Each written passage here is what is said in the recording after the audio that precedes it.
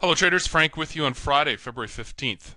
Today we're going to pursue a profoundly different agenda for the daily trade recap video than we've done any time recently. I'm not going to take yet another look at the yen crosses. It's still pretty much the case that we're somewhere between possibly able to call a top soon, but not really. In the meantime, it's not a trending trade for all of the JPY quote pairs. Pound yen recently broke out to the downside, but is retracing again today. So it's been a very difficult environment as far as true trend trades go. The performance tracking database that George has kindly updated for us today shows I think he said he got just one trade. It was a winner, but not much. So it's 2 weeks in a row where we've had some pretty tepid price action. Again, for the most part, reflecting only recent turns for euro base pairs. Still up in the air situations for yen cross pairs. So what I'd like to do today is show you something that has nothing to do with the entry mechanics of our course, FXM Trend Trader. It's something entirely different, and it just reflects a kind of a setup that I've been gravitating towards over time for my own trading when I can't use the other available methods, when I need something shorter term in nature just to get me my 20 pips a day.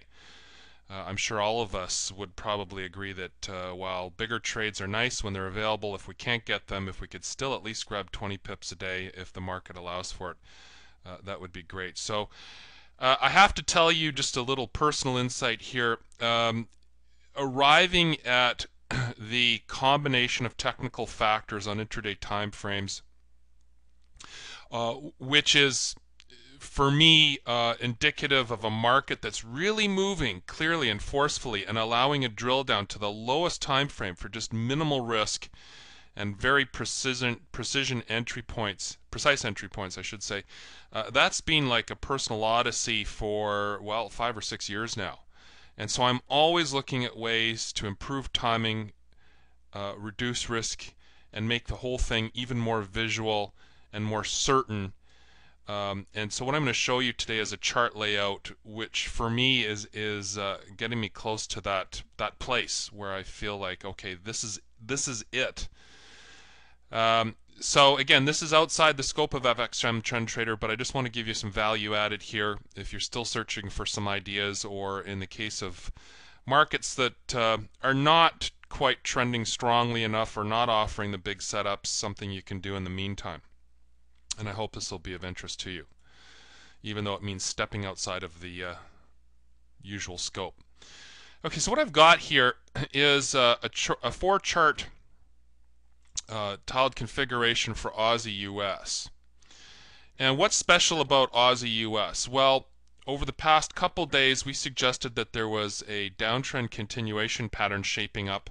In fact, yesterday in the daily market flow report, we said that the top on the 4-hour was in, and we even pointed to a lower fractal continuation pattern on the hourly chart.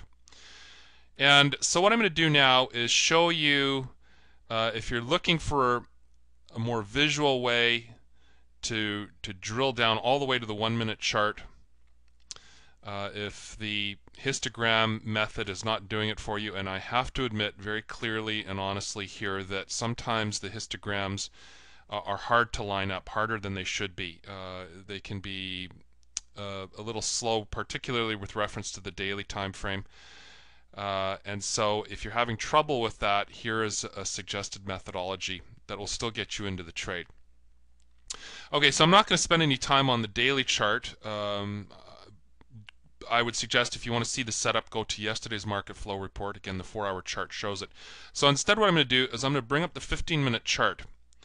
And this is a configuration of 3 dissimilarly constructed indicators, which makes the whole thing very visual. And I would contend when the market is moving strongly, you will see a reading like this in the case of a downtrend. Okay, and so what I've got here are 3 things. A 10-period exponential moving average, which we've talked about on and off at various times. So obviously that's the downsloping trend line here, painting in red for each down close bar by bar. Whether you use Heikin-Ashi bars or regular candlesticks here doesn't really matter too much, although it's a nice built-in momentum reading once again. But what we're looking for is the moving average. We're looking for parabolic painting in above price. And we're looking for price below. If you're wondering what the shading thing is here, this is the Kumo cloud portion of an Ichimoku indicator configuration. Now, if you're familiar with Ichimoku, you know it includes a couple of quasi-moving averages, the Tenkan-sen and Kijun-sen lines, which are equivalent to moving averages or more or less used in that fashion. I've rendered them invisible because if I leave them on here, it just gets way too busy. I've also taken out the Shiku span, which is one of the elements of Ichimoku. So all I've got left is the cloud, and in my opinion, the Kumo cloud is the single most powerful, valuable aspect of an Ichimoku plot. And so the idea here is that, let's say you're bearish, but price just sort of hangs out in the cloud. That's telling you, well, that's really no man's land. And if you're bearish and price is above the cloud here on the 15-minute chart, you're definitely not looking on the short side, because who's to say that that counter trend move won't continue? It's only when price descends through the cloud in the downwards direction that you get a bearish reading. And if you get price below the Kumo cloud and at the same time below a downsloping 10 EMA, okay, not only the slope of the EMA, but each bar closing below that, and at the same time price below parabolic, there's a triple indicator configuration which is very visual and usually quite reliable. Now this is just one time frame. What I'm going to do is I'm going to replicate that on the next lower time frame, and I'm going to specifically line up those two time frames. And if I can get kind of as a trend confirmation on the intraday time frames, if I can get those that set of three signals lining up on two time frames, the 15-minute chart and 5-minute chart, in conjunction with some kind of picture on the 4-hour or daily chart which suggests some kind of significant move afoot, and yesterday, like again, we had a 4-hour downtrend continuation, then that parallel on the 15 and 5-minute charts allows us to drill down to the 1-minute chart. And so I have that happening here for Aussie US today as of 11:15 a.m. GMT, where I've drawn this dashed vertical line. Here you can see on the 5-minute Kumo, prices below, 5-minute 10-period moving average, downsloping, prices below, 5-minute parabolic, prices below. Okay, so in the aftermath, and I've drawn the same vertical, the vertical covering both junctures right here on the 15-minute and 5-minute charts. You can see it was a very, very tradable down leg. Okay, and so what that enables you to do, and this is where it gets really exciting for me. I used to kind of, in my own mind, scoff whenever I heard people say that, you know, as soon as you get into the trade, you really have to actively handhold it and manage it and drive risk out. I always took a view of, let it go, 20 pips, just, you know, give it wiggle room and don't worry about it. But I've since seen the value of drilling down to a 1 minute for a precise entry point, not just for good timing, but also because the risk factors here become so small. And what's exciting about that, not just that you're reducing your risk, but for a lower level of risk, if your benchmark is 30 pips stop, if you can take a 10 pip stop, guess what you can do with your position sizing for a given level of financial risk? You can triple it, right? So if I needed a 30 pip stop entering something like this on a 15-minute chart for a 1 standard lot trade, if I can reduce that stop to 10 pips, then I can take a 3 standard lot trade. And this is where it becomes exciting, because now all you have to do is line up whenever you see a counter trend 1-minute parabolic, okay, and the moving average here, 10-period EMA is moving in the counter trend direction. As soon as the moving average and parabolic flip in the trending direction from counter trend, which happens right here at 11:55 a.m. GMT, there is a very low risk entry point. And what you'll do is you'll put your protective stop 5 pips above the most recent swing point high on the 1 minute chart.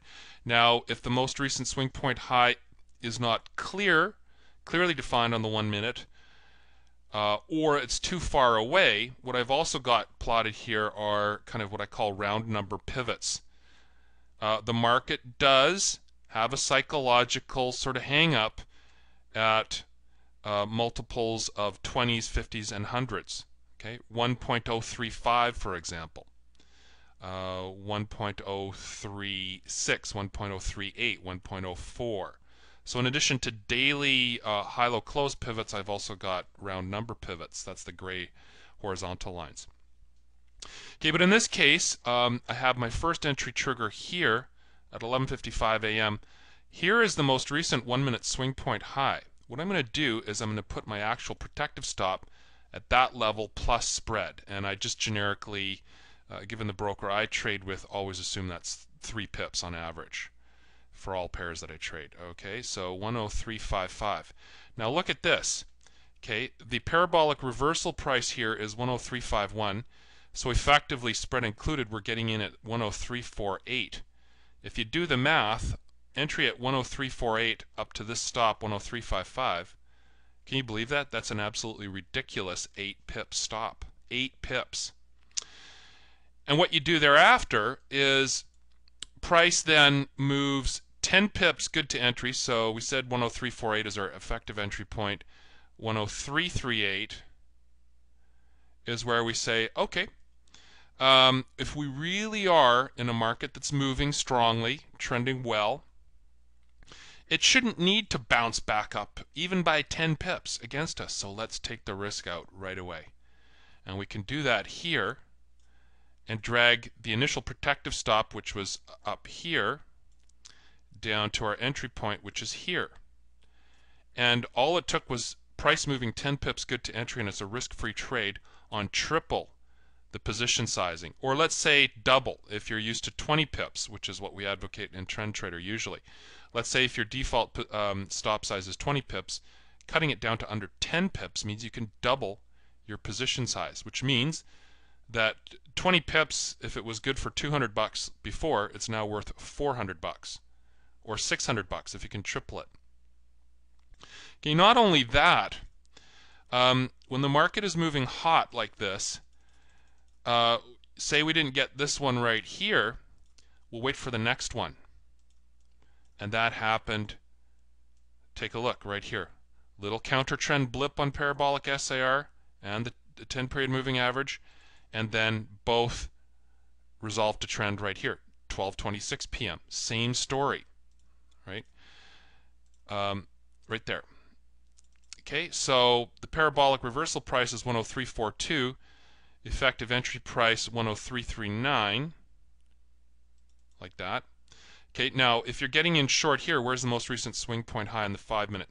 Well, this isn't really a swing point, not on this time frame, but it's the same as such. We have 5 candles in a row touching up. This is not even a round number. This is just 10345.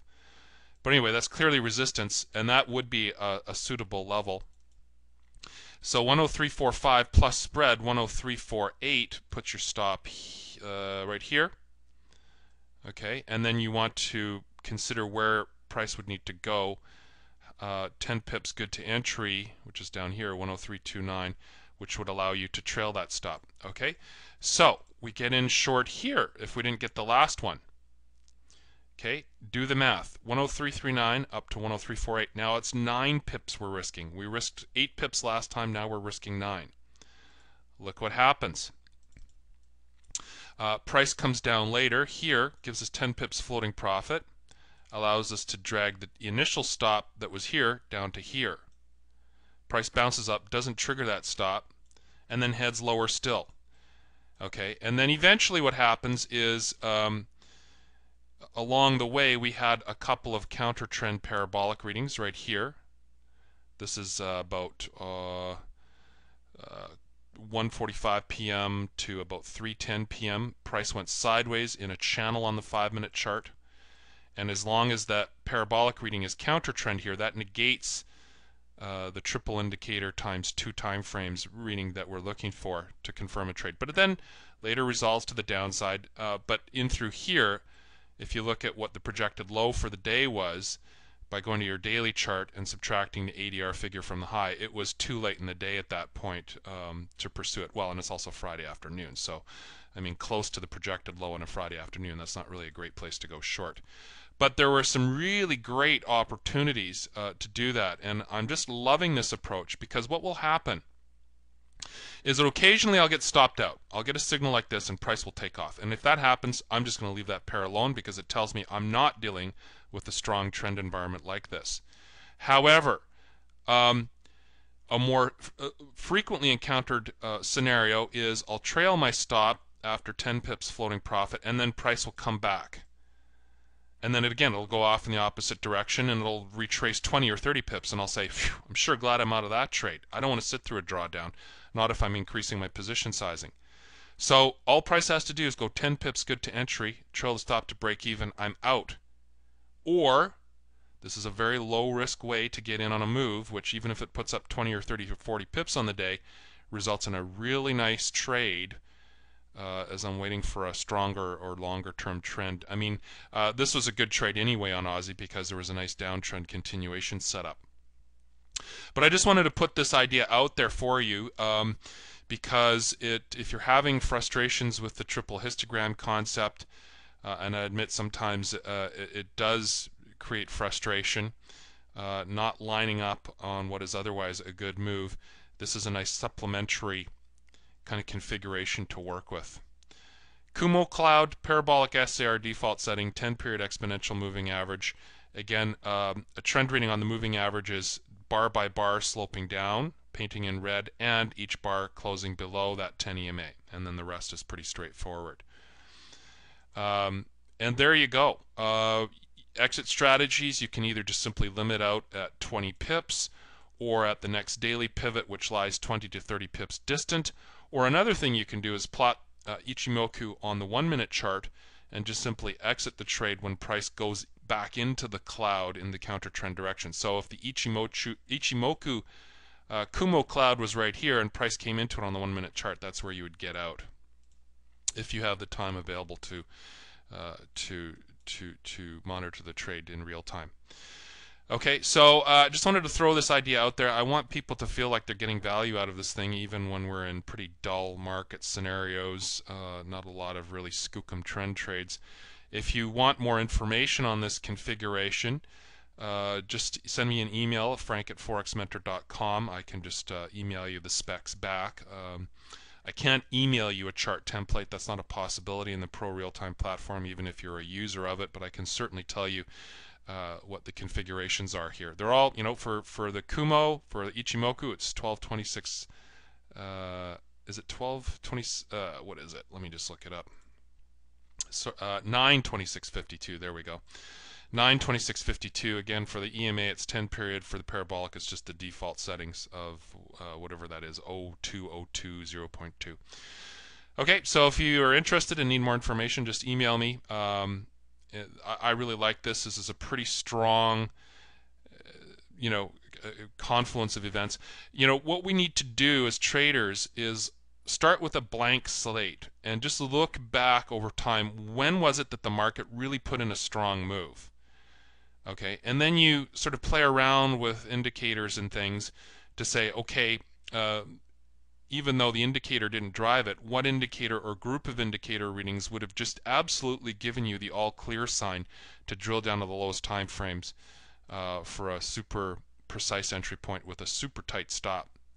And this is what I'm coming up with. These three indicators are quite different from each other. Parabolic SAR is volatility based.